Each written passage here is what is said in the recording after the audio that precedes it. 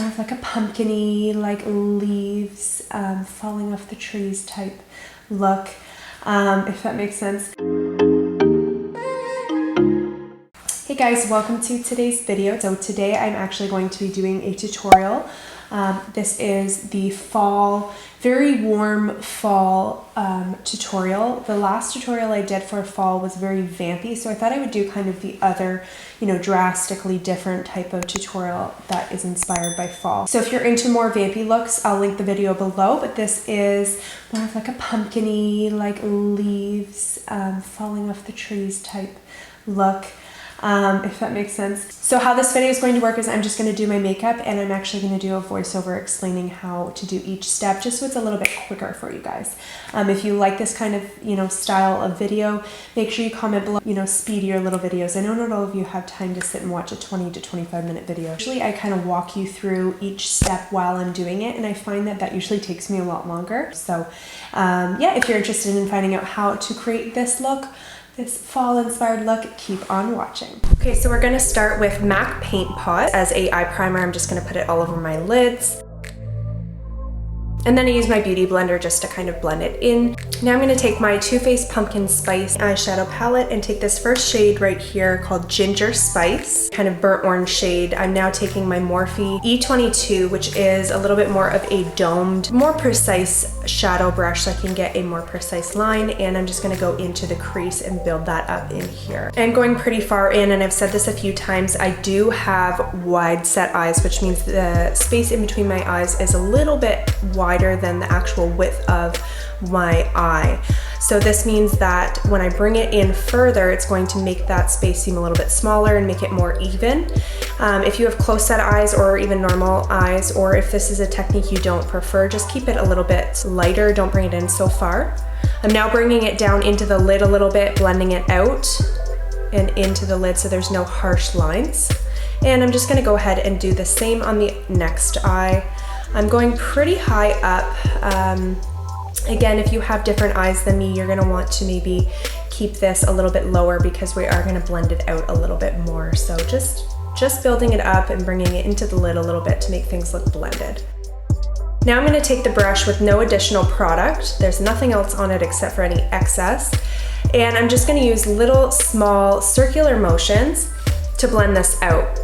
When you have a clean or pretty clean brush with maybe just a little bit of excess product, you're actually going to get a little bit more of a better seamless blend. Instead of adding more and more and more product, you're going to end up with a higher and higher and higher crease. So see how that's much more blended, and that one looks a little bit less seamless. Now we're going to take a Morphe E30, which is a bit of a fluffier blending brush. If you have smaller eyes than me, you may want to go with a smaller one, but I have pretty large eyes.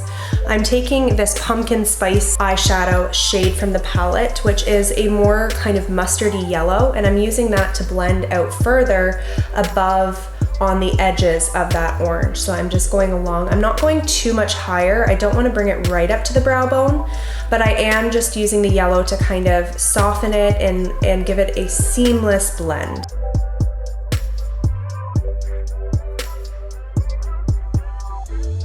Doing the same on the next eye now.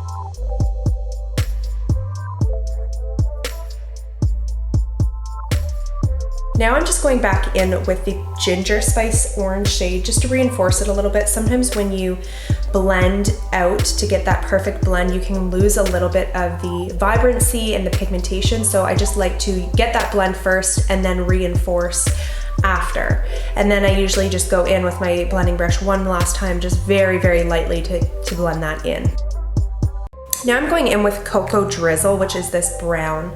I'm going along kind of my lash line and up into the crease, giving almost like a winged eyeliner effect, that kind of shape. But I'm just going to blend the brown along, kind of smoke it out, smudge it out, darken the very outer lid and crease to give it a little bit more depth. And I'm just blending it up a little bit into the lid, but keeping it really close to the lash line. This is a little bit similar to the fox eye trend. You'll see I use my finger there. I just was getting a little bit more pigmentation with my finger than the brush, so sometimes I do that to add the pigmentation and then blend it in.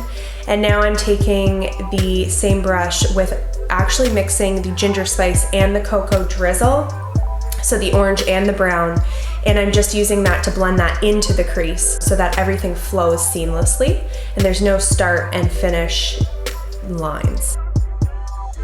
Now I'm taking the orange, which was the ginger spice, still on that same domed, more precise brush, and I'm going all along the lower lash line. I'm kind of smoking it out, not too much, but just a little bit.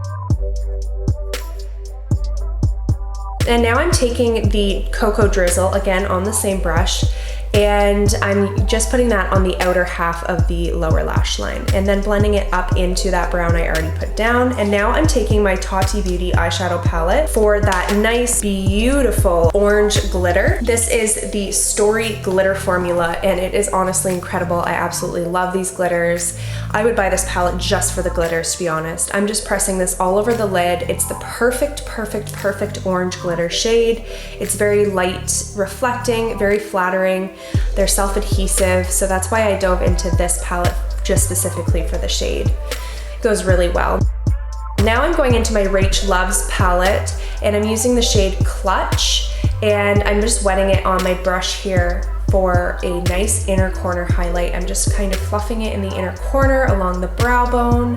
I wet it just so that it was a little bit more pigmented and bright and blingy, and now I'm just blending that out with my big fluffy brush so there's no line.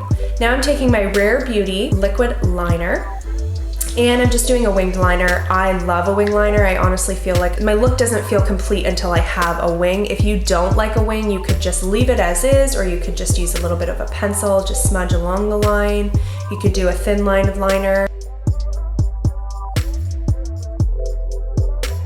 And then we're gonna go in with mascara. I'm using my Maybelline Falsies Lash Mascara, and I'm just gonna go ahead and apply this all over my lashes. I love this mascara because it really gives a good lift and length, and along my lower lash line as well. Then I'm going into my Morphe 8F Fair Play face palette with a Morphe E42 brush. It's like a big fluffy angled brush. It's really actually so good for bronzer because you can still kind of get along the areas that you contour, but you also get the big end where it's a bit fluffier so that you can blend it out. And now I'm just taking a smaller brush just to do my nose contour. I forgot to do it with my cream contour, so I'm using my bronzer. Now I'm taking the first blush in the Morphe Fair Play face palette, a little bit into the apples of the cheeks, but mainly on the upper cheekbone to keep that snatched look. I'm taking my Laura Mercier powder and blending out all those lines. I do this every single time I do my makeup. I feel it gives a seamless effect. It blends out any harsh lines, any edges, and it makes everything look perfect. Again, back into my Rach Loves palette, I'm going into Tea, and I'm gonna put that along my cheekbones and just really accentuate it in the inner part of the cheekbone. That's where I like to accentuate the most, along the nose, along the upper lip. Blend that out a little bit, and then I go in with a smaller brush just to really accentuate the apples of the cheeks a little bit. Now I'm taking my MAC lip liner in Half Red. First, I like to get rid of all that foundation on my lips and then kind of just go over with my beauty blender. I do this to make sure that there's no harsh lines after I went in with a white, and then I'm just gonna line my lips and bring it in just a little bit.